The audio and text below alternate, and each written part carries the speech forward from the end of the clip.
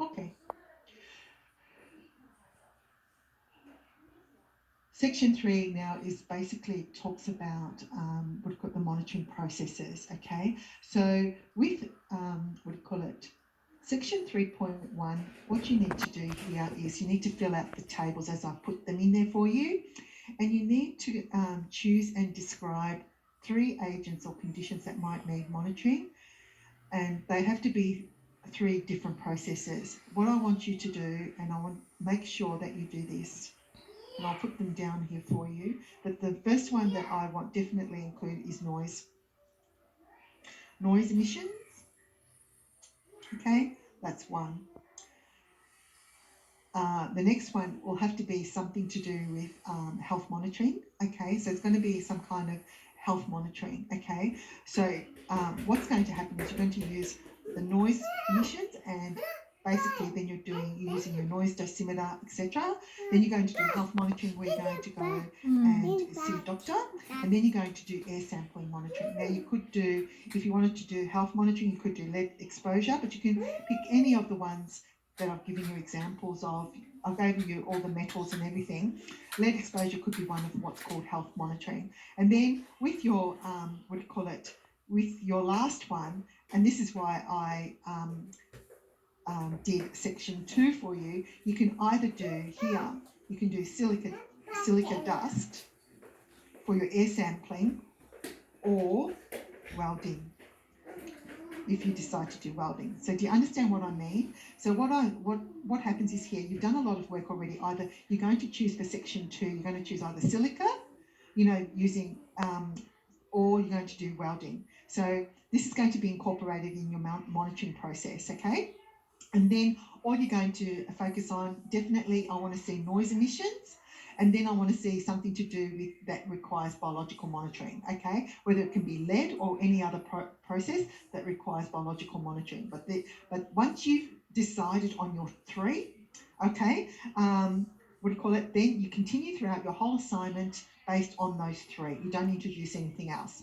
So the description for noise here, I would say noise conditions from loud or prolonged sound exposure require noise monitoring in workplaces such as in the construction industry, where workers are operating loud, heavy machinery such as front-end loader. Okay, and basically, and then you just give me a description of lead exposure, or and then you give me a description of where silica dust can be, generated, or the welding. Okay, so for instance, welding in a workplace can generate fumes, mist, dust, vapors, and gases, including ozone, and these can cause irritation to the respiratory system and can be harmful to anyone who breathes them in. Okay, that's just whichever one you decide to choose. Now remember, at all times on Moodle, I've done a whole section for you of resources on welding, and a whole section for you on resources on, silica, okay, silica dust, or mineral crystalline silica. So how can the listed 3 agents and conditions up at top enter the body? Please ensure you describe the characteristics of each one and how they can cause harm. So all you have to do is copy that and then bring it into 3.2 and paste it. Now remember, it's either you choose that, or you might not even want to do lead, you might choose something else. What's the route of entry for noise? I'm not going to tell you that one. That's easy. What's the route of entry for lead or silica dust or welding? Okay, so there could be a couple of different routes of entry. Okay, now the health effects. I've given you lots of information on the health effects of noise, the health effects of silica dust and welding, and you've got the information that will help you as well. Okay, what are the regulatory requirements? Again, you do this, you post, and you keep going. Regulatory requirements. With the regulatory requirements here, I'm assuming that with noise,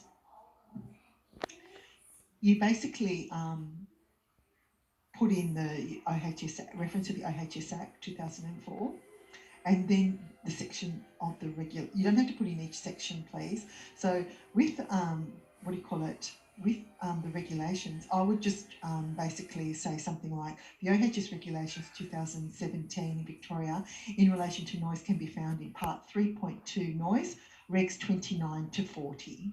Okay, something like that. That's all I need. And then the standards.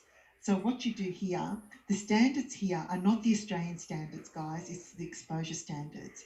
So basically what I want you to do here is basically state what it says in the what do you call it, in the regs. Okay, so the exposure standard basically is in two parts, and you would say it's listed in the regulations, and noise exposure measurements are taken at an employee's ear position, and the sound pressure level is measured in decibels, and the standard is in two parts, to 85 decibels with an A-weighted averaged over 8-hour period, and a maximum peak noise level of 140 decibels. So you take that from the noise, from the regulations. And then with lead exposure, again, you would list, what do you call it, the OHS regs section, you would look at section 21, obviously for lead exposure.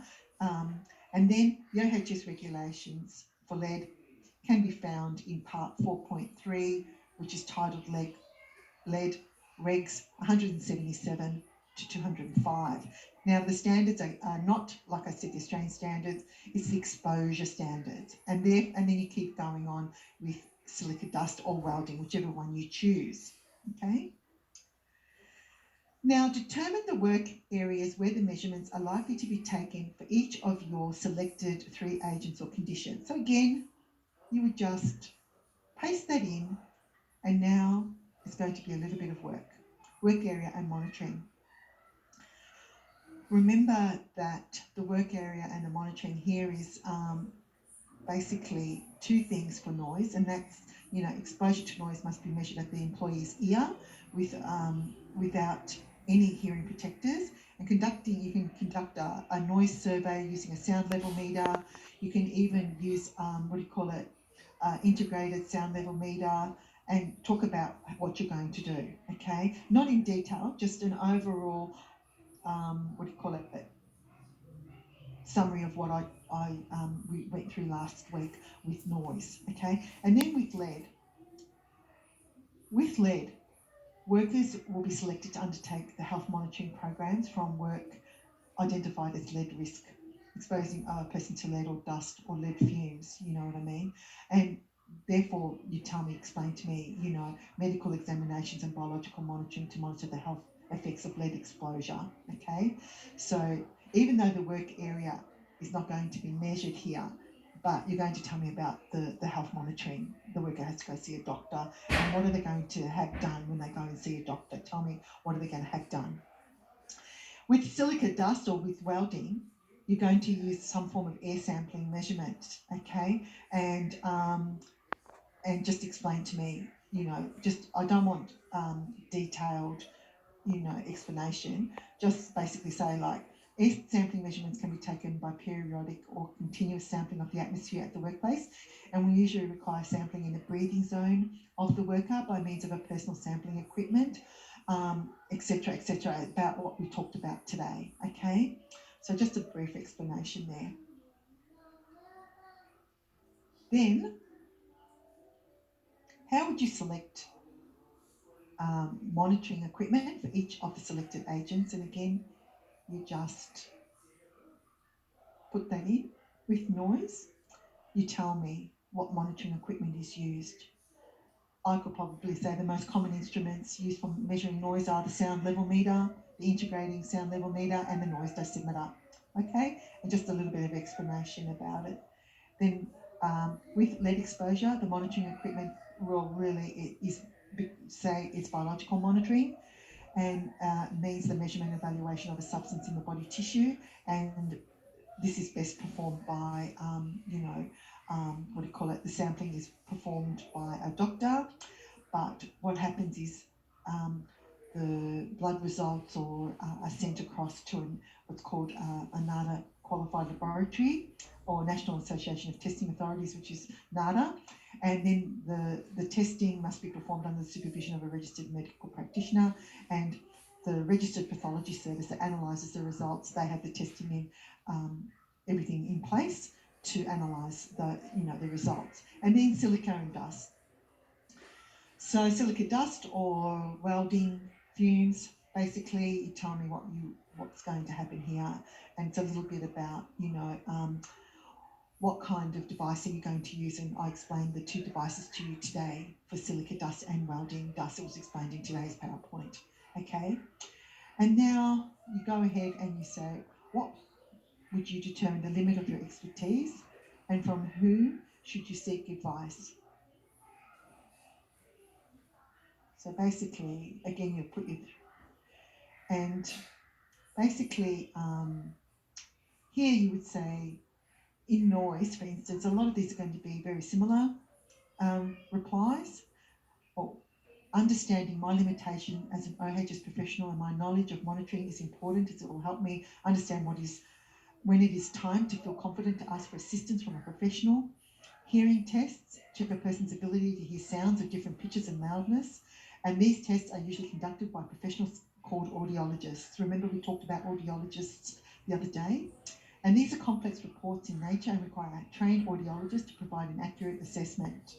Okay, and then you keep going and talking about the occupational hygienist. Okay, so I won't go into the others, it's very similar. And how do you determine the appropriate sampling process?